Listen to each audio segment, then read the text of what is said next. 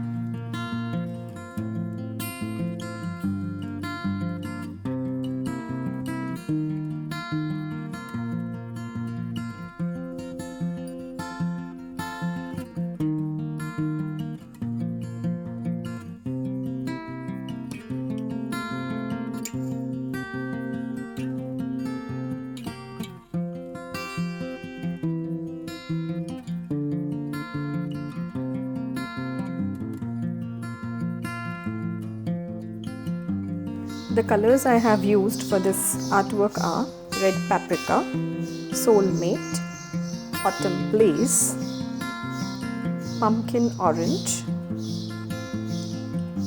Victorian Rose, Pretty Peony, Moroccan Spice and Lemon Tart. Use a hairdryer to speeden up the drying process. Doing so will also help you to remove the tape from the paper. Remove it very carefully.